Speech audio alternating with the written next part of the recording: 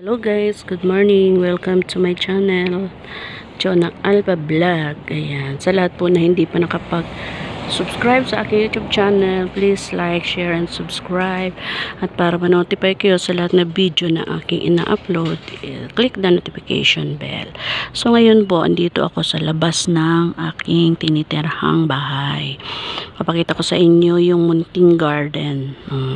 Ayan, kung napapansin nyo, merong bunga yung tanim ng katulong dito. May tanim siya na pinya. Ayan, may bunga siya isa. So, ayan. Ayan, yung bunga ng pinya. Iisa nga lang. Tapos, dito naman sa kabila, ipapakita ko sa inyo yung sa labas.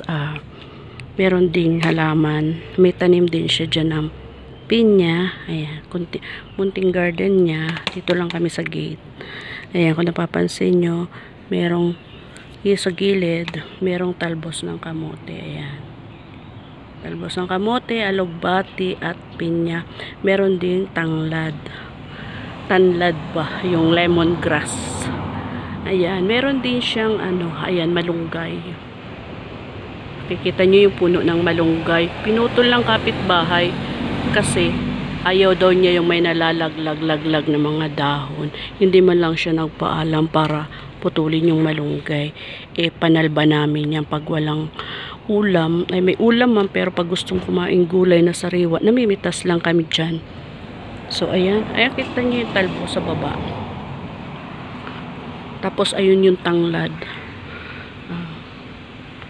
Meron din silang, ayan, yung nakikita nyo yung nandyan nakatabi ng malunggay, yung dahon na kung tawagin ay curry leaves. Ayan, yung curry leaves. Curry leaves. Yan naman ay nilalagay sa chicken curry. Pag magluluto ka ng chicken curry, yan, inilalagay yan. O magluluto ka ng prawn, yung ginisang prawn lang, yung papritong prawn, nilalagyan din yan para pampalasa or amoy. Mabango naman siya pag pagka yung pre-fry yung dahon niya. Mabango rin siya. Karamihan gumagamit kasi niyan is mga Indian, Pakistan, Bangladesh. Yan. Pero yung nagtanim niyan, Pilipina.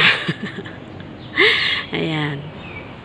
Ayan naman, sa gilid naman, meron ding, kung napapansin nyo, ayan, meron ding bulaklak.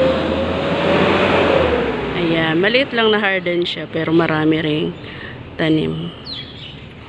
Ayan, nakikita nyo, meron din puno ng suha. Nakita nyo yung unang upload ko na short video. Ayan yung puno ng suha, maliit lang siya. Pakita ko sa inyo.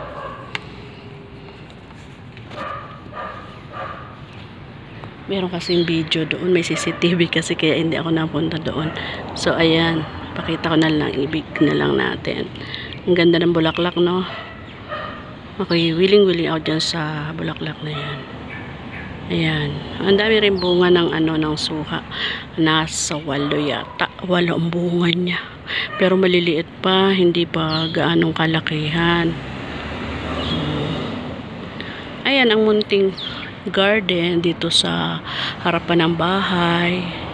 Pero alam nyo guys, yung malunggay na yan, tsaka yung talbos ng kamote, laking pakinabang yan. Kasi kadalasan yan ang inuulam namin tanghali, gabihan. Diba?